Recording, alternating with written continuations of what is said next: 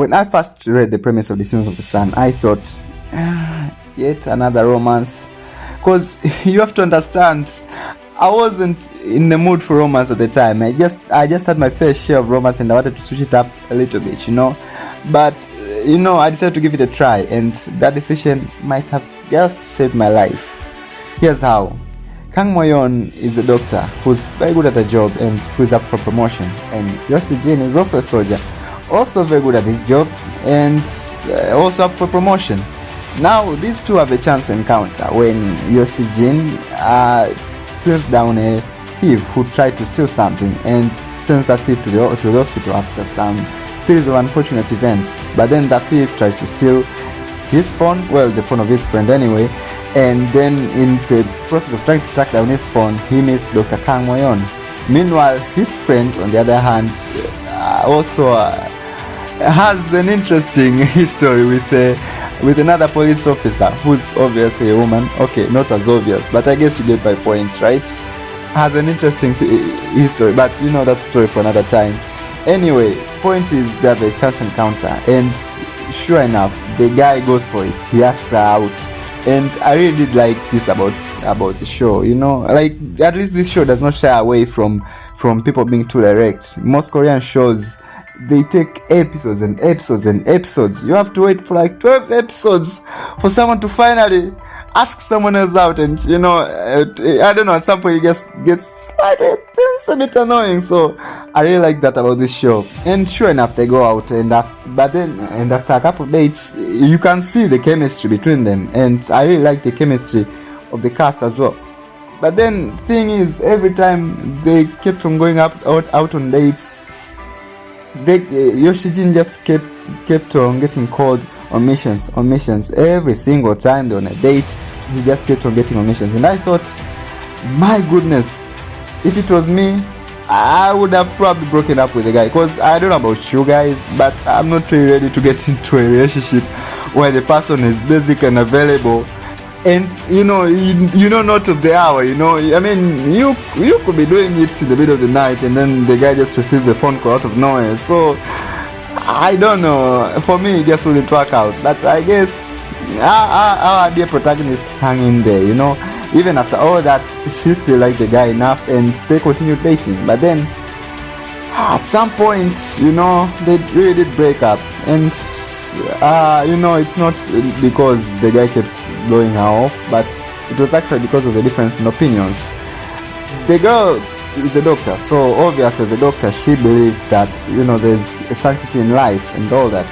But then the soldier believes in following orders, and he believes that an order should be followed, and if that order involves killing a person to defend the nation, he has to do that. And he poses a great point. He was like, it's a job. It is not a happy job, it is not a fulfilling job, but someone has to do it. And in that regard, I did agree with him. Nobody likes killing in this world.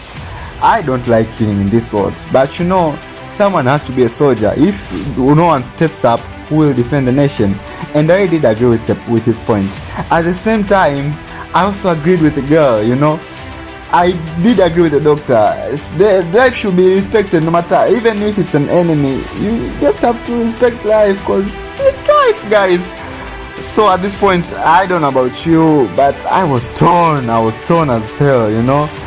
I was like, I didn't know who to agree with. Anyway, I couldn't get a chance to agree with anyone, because at the end of the day, they broke up because of that reason, and they went their separate ways. The soldier got deployed to a distant country in Uruk.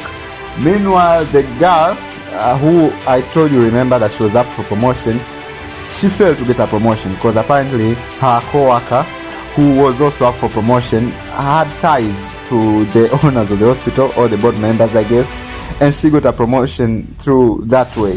So she got downgraded to just a TV special that she had for the hospital. The TV, I think, was supposed to happen only once, but since she did quite well on it, she blew up. And for the next 8 months, meanwhile, the soldier is in the country of Uruk, where he was positioned, and the doctor kept blowing up for the 8 months that the soldier was positioned there.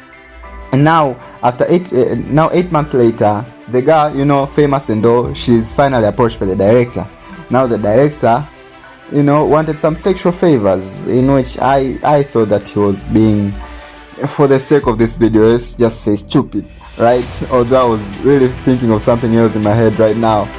Anyway, the girl blows the director off. She's like, no way, Jose, this well is closed. So as punishment, the director sends her to a volunteer program that the hospital organized to Uruk. So she goes there to Uruk and, surprise surprise, meets the soldier that she fell for but then couldn't be with due to differing opinions. So when they met, honestly there was so much awkwardness. You could basically cut it with a knife. It was awkward, guys, to be honest, but they had to deal with it. They did. Now I must say that the series does a fantastic job in adapting stories, because after that we had an illegal surgery, and on a president no less, which was very entertaining. And after that we had a major earthquake in the country of Uruk, where the soldier was stationed and the guy was sent to. And I must say the production team did excellent job in producing the whole thing. Like, the earthquake was nice, the effects, the aftermath, it was just very nice. The doctors running around during the effects, everyone running around, the aftermath, the way the people were sick and the way the doctors were trying to treat them, what's at stake, the things that were at stake, the people that died, the people that have survived. It was just so nice and so entertaining to see, and it was so entertaining to watch. And personally, it was my favorite arc of the series, honestly. But who knows, maybe you have your favorite. Let me know in the comments below. Anyway, at this point we're treated to one who will be the main bad guy of the series, and at this point he was extorting the leader of the plant where the earthquake was taking place. Now, what the guy wanted from this guy was the diamonds that he had kept in his safe. But then the guy was also greedy, so he did not want to give it to the bad guy, So since he was greedy, he decided to swallow the diamonds, which led to him being sick, which ultimately led him to be admitted into the hospital and require surgery. Now, while they were performing surgery on him, they discovered that he had an infection which was akin, similar to Ebola, and this led to one of the doctors that were operating on him to be sick. Now, this led to the UN commissioning some medicine which was supposed to be delivered by a truck that would be sent to the base. But then, while it was on its way to the base, it got kidnapped. Okay, I guess trucks can't get kidnapped, but you get my point. Anyway, as he was holding it hostage, he required a trade-off with the diamonds that they got from treating the patients. Now, while they were dealing with this trade, he actually had other plans. So he planned to kidnap Kang Moyon, which panned out successfully. Now, while Kang Moyon was being held hostage by this guy, by the bad guy, right? This led to the soldier undertaking a very serious and off-the-books mission, which also led to his fellow soldiers undertaking it with him, right? Now, after they went and invaded his territory, his space, they finally managed to get the girl back and assassinate a bad guy, which was nice, I guess.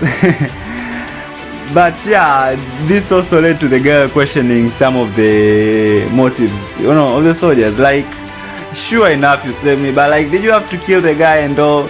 So this also led to a further rift between the girl and the soldier. Now, while all these things were happening, their love was blossoming and they were developing it more maturely. But then, as their love was blossoming more, their different sides just seemed to get wider and wider apart, and the rift just seemed to get even more wider, and this posed to be a problem.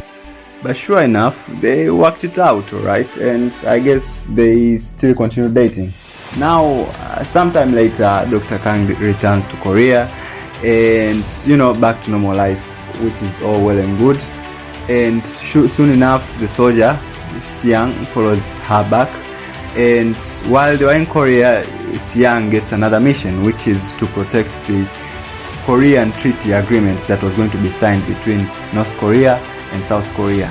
Now, while on that job, Siang is unfortunately shot and quickly rushed to the hospital, much to the horror of Dr. Kang.